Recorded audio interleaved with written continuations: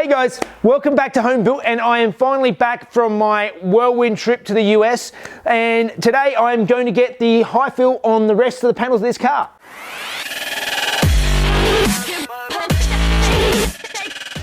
So it's a very, very brisk morning here in Australia. It's currently about 3 degrees, so just above freezing. It's really cold, and it's probably not the best weather for painting, but I'm going to be doing that anyway, so I might have to heat the booth up a little bit at some stage. But for starters, I have to get all of these other panels that I've just been sitting on the car, get them off, and then start getting the body ready for some primer.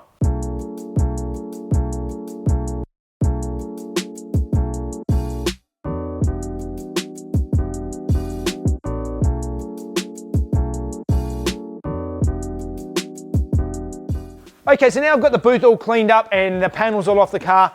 It's been sitting for a couple of weeks and I only got the epoxy primer on it last time. So before I paint on the high fill primer, I want to go over the whole thing with some Scotch-Brite, just so that I give the epoxy primer something to key into. If I was spraying it wet on wet, that's fine because it's actually, it can actually bond into itself, but because it's all set up, I just want to make sure that it's going to adhere properly. So quick ride of Scotch-Brite over the whole thing, prep sole, and then we can get in the paint.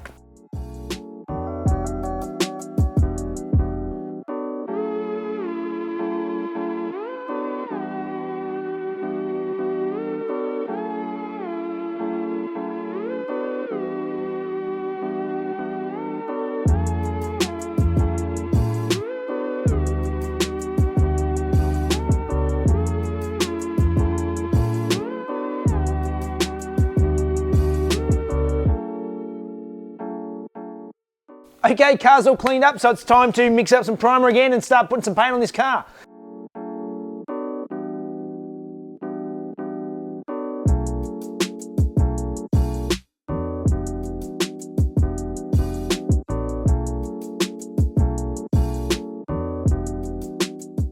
All right, paint's all mixed up. It's time to get some high fill primer on this shell, and let's get it done.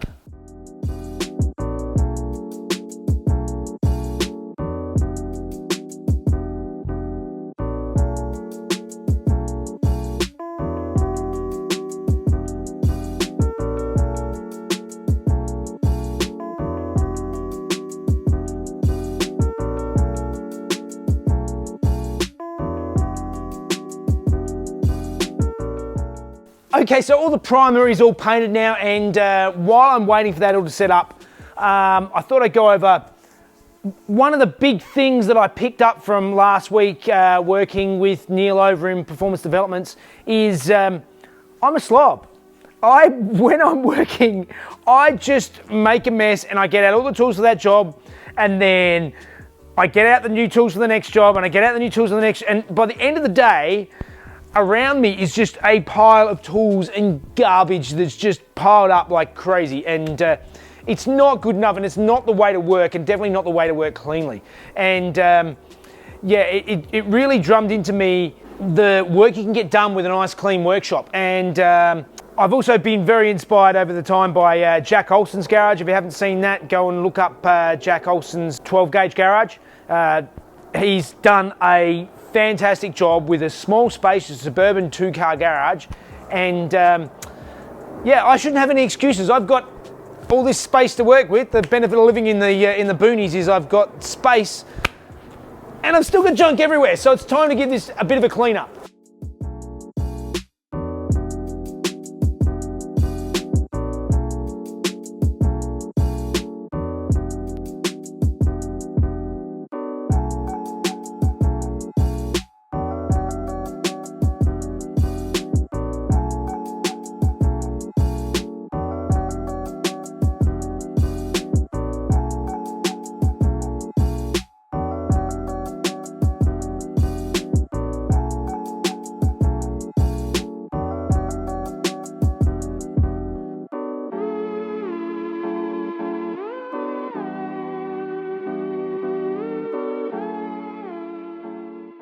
That is so therapeutic, getting all this tidier. There's still a long way to go, there's still lots to do, but that paint's had enough time to set up now, so I can move that car out of the booth, move the other bits I need to paint in, and finish up doing the Highfield primer on all the bits.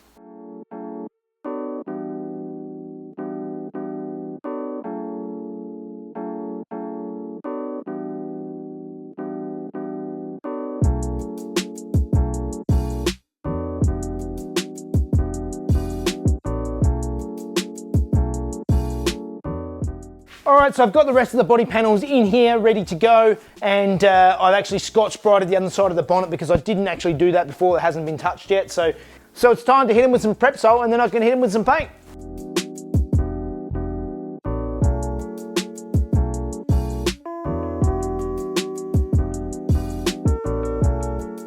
All cleaned up, painting time.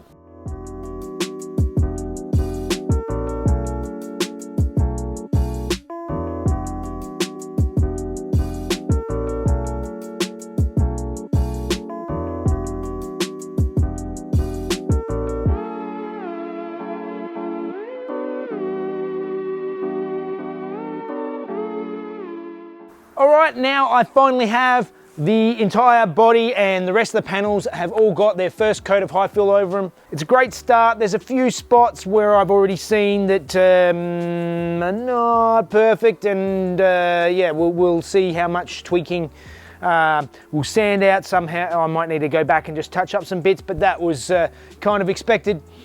It's the way it goes. It never goes perfectly, at least for me, first time, so but I'm stubborn enough to keep going until I get it so that I'm happy. So in any case, that's it for today. Gotta wait for all that stuff to dry up. I can't touch anything, move anything. So that means it's time for Fun Facts with Mrs. Jeff.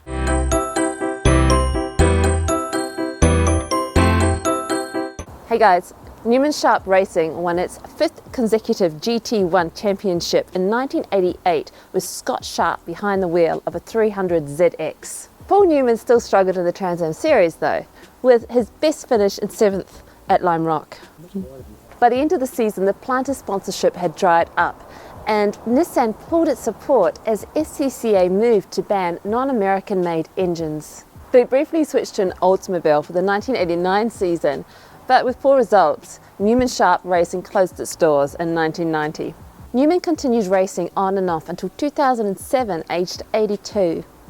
His last professional race, driving a Corvette, he finished on pole but had issues and ended up in 4th place. After that race, he commented, "I wish I was 81 again." He passed away the following year from lung cancer. All right, the car, all the panels are under Highfield, which is a great start. There's looks like there's still little touch-ups in a couple of areas that I'm going to have to come back and do, but I always knew that would be the case. And I'm feeling it's quite cathartic to go through and actually clean up my area and have a nice clean space. And I'm getting there. I'm going to have to keep working away. There's a lot more to do, but at least I've got a clear bench. It's amazing. I haven't seen it in ages. I'm such a slob when I work. I've got to work on that. That was been drummed into me last week. So in any case, yep, that's us done for another week.